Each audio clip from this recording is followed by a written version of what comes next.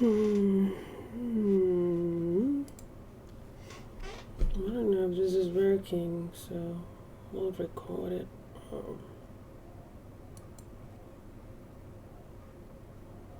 Okay. So what is it? It's 5:47 p.m. Saturday. So. Oh yeah. So. What was I doing?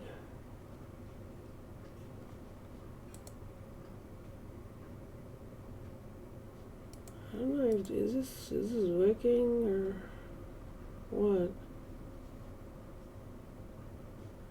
Anyway, so guess it's working. Ooh, okay, so yeah, so all I'll upload it if the stream was not live. Let me check if it's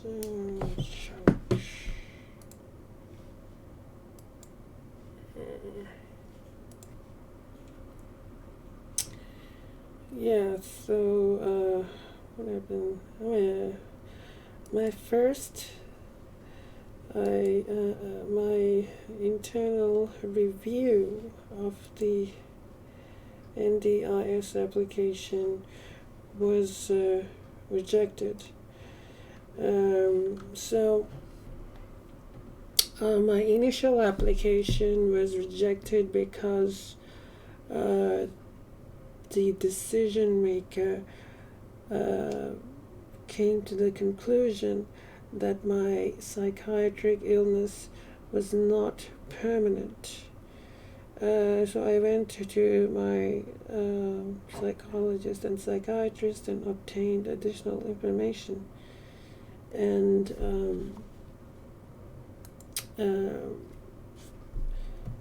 in support of my review and the internal review, I think I submitted my documents by September 30th, and I was informed on the Wednesday that the internal review decision maker overturned the initial decision and came to the conclusion that my psychiatric illness was permanent, right? But they found that based on the evidence provided, it wasn't, it did not satisfy the substantial functional impairment test in the legislation. Now, I am probably going to review this decision by, I'm going to probably lodge an appeal with the Administrative Appeals Tribunal to have this internal review decision overturned, because I believe it was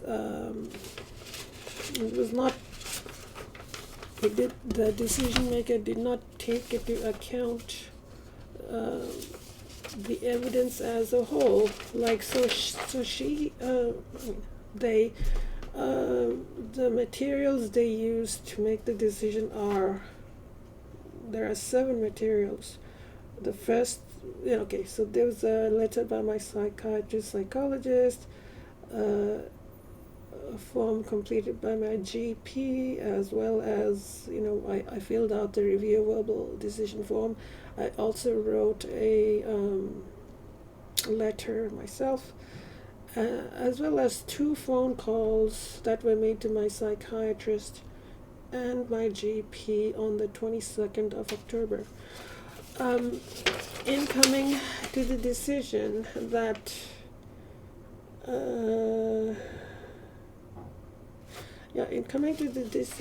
my psychiatric illness did not satisfy the substantially reduced functional impairment.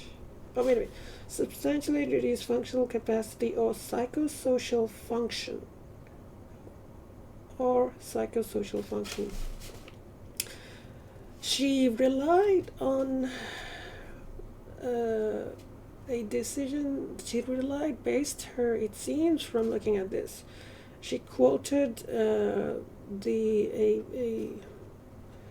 few sentences from the telephone call she had with my GP, which contains a factually incorrect statement. Quote, Yvette. Okay, this is what was quoted in support of this. Quote, this is what my GP told the decision maker on the phone. Quote, Yvette's mood fluctuates. She can be very sad at times, lasting a week, and this can happen about every 2 to 3 months. Yvette comes to the doctors by herself and does shop sometimes when well. Okay, I don't do any shopping, so that's wrong. That's incorrect. My mom does my shopping. My mom buys my groceries and my medication. Any other shopping I do is online and the stuff is delivered. So that's wrong. I do go to the doctor by myself. It is a anxiety creating event, but I do go, but I don't see the doctor every month or something like that. I only go to the doctor when I have to obtain referrals or like when I need some other medical issue dealt with. Now, the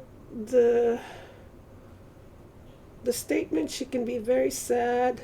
It says 8 times, actually at times, lasting a week, and this can happen about every 2 to 3 months. Well, I don't think that's really an accurate description of my circumstances. Yes, my moods do fluctuate, but my kind of underlying depression is kind of constant. It just doesn't, it doesn't simply last for a week or something. It can be constant, and I can have periods of elation within a single day. This statement creates the impression that my illness is not that serious, that it's just simply being a moody person who feels sad for a week every 2 or 3 months. That is the impression this creates. Whereas if you read the report written by my psychiatrist, and especially by my psychologist, who's the person I've seen the most, their report is actually presents a much more severe and complicated mental health condition. So because of this, I feel like she hasn't taken. Why did she rely on the GPs? And I actually wrote an email complaining about this, and also like feedback. I made a complaint about this. Like I told them, I don't speak to my GP about my mental health. I only go there to get referrals to see my psychologist. I mentioned to him that I have depression, anxiety, social anxiety, and and I've given letters from my psychiatrist to my GP. I don't know if he has it with him, but yeah, so I don't speak to him about like the daily or in detail. I speak to my psychologist in detail. So anyway, so I sent them a very long email last night. I was just so really upset with this. So I'm going to probably appeal this decision with the Administrative Appeals Tribunal. I checked with them. There is no application fee, and there are no costs orders. So now, when I started this application, I don't know what the NDIS was, and I don't know what I wanted to get out of it. But having gone through this process, and having come to, I watched a few videos on it, and what I would like from the NDIS is to give me funds, money, to, because that's what they do. They support, they like, if you get into the NDIS, they create a plan for you, and that plan like will have a budget, reasonable and necessary supports, they call it. And you can use the money given by the NDIS to pay for any treatment that can help you live a better life. So I would like the NDIS to give me the ability to see my psychologist on a more regular basis. So instead of seeing once a month, maybe I want to see my psychologist every fortnight. I'd also like to see my psychiatrist every 3 months. And I'll also like maybe want consider going into as an outpatient to a clinic that deals with people who have borderline personality disorder. Yeah, so I want the NDIS to provide funds to help me in that way. So yeah, because actually, like in one of the criteria, it was said like, what was it?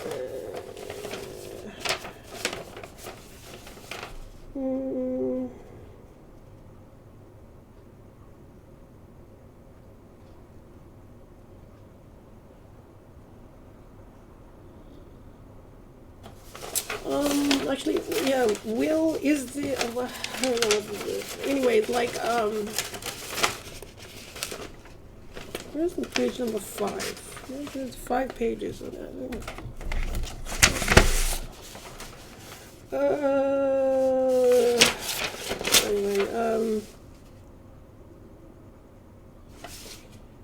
actually, because I did not tell them what I wanted.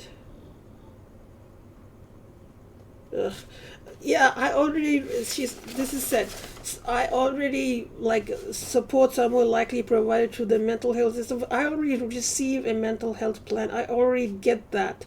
What I need is more like, I don't have, I don't have the money to pay for, more like going to more I don't have the money to pay to see my psychologist every fortnight and to see my psychiatrist every 3 months. I don't have the money to become an outpatient at a clinic that deals with people suffering borderline personality disorder. Okay,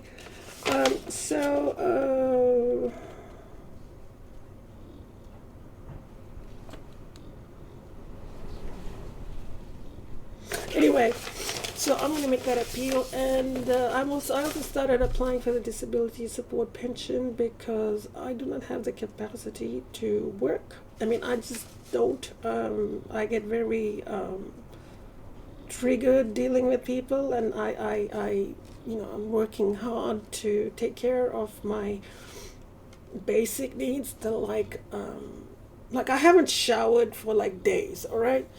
And I'm working very hard to sleep properly. Like I got up today at 1 p.m. or something. I don't know. I mean, I want to get that fixed. Like I'm trying very hard to deal with maintaining my basic needs, and I don't have the capacity to work. All right. It's not simply an energy issue, it's also the fact that getting out, going to the place of work, wherever it is, interacting with people, these things are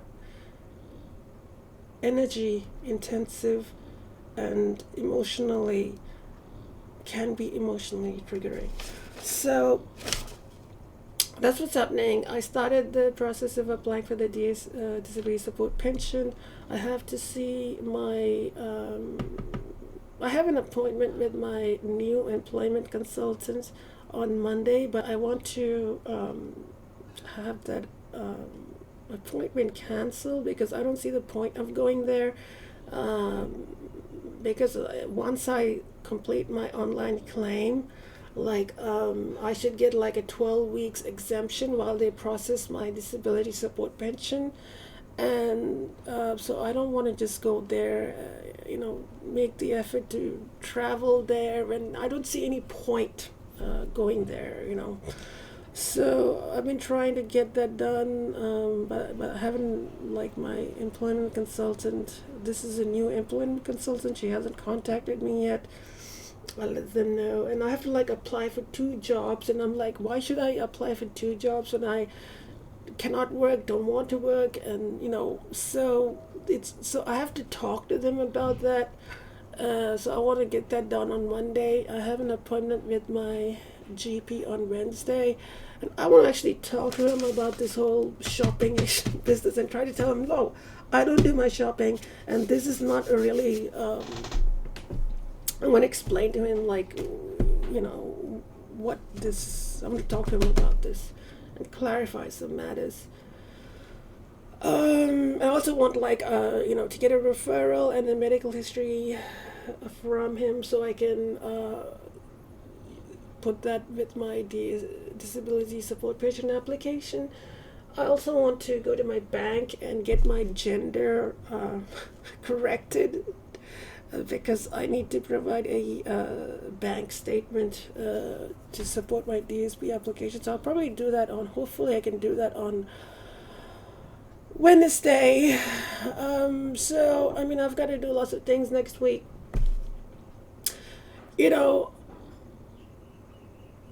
I don't go out that often, but I do go out to see my psychologist and medical, like my GP, psychologist, psychiatrist. I do go out to see them. My medical support people. But even then, it's still anxiety. It creates anxiety and stress. For instance, I haven't seen my psychologist for a while now, because the first time there was a mistake with the appointment, like the secretary put someone else as the person I was going to see, and that was an error, and we changed the appointment. And the second time I felt anxious. Actually, I thought I had an appointment on Tuesday, and when I called on Tuesday, they said, oh, no, your appointment's the following day, Wednesday. And I said, all right, fine, I'll just go and, because I get anxious having to go out, okay? So even though I go out to see my medical support people, it's not something that, that's easy for me. So I'm just mentioning that because, I don't want people to assume that because I see doctors and psychologists that I don't suffer from social anxiety. I don't want people to get that impression because that's not true. It's not like people who suffer from social anxiety. It's not like it's not like you have to completely be isolated in your home. And if you go out once a month, that means you don't have social anxiety. It doesn't work that way. If I have to go, I can allow myself to experience the difficulty because I need to do something.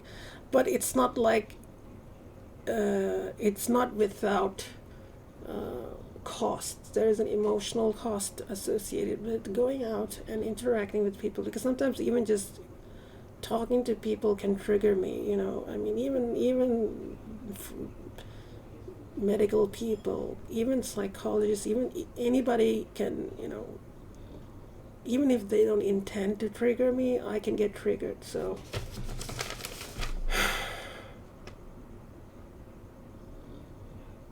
Yeah, so this is what I've been doing. I've been like, especially the past week, I've been so. Anyway, the past few days at least. Anyway, yeah, all right, I'll stop this now.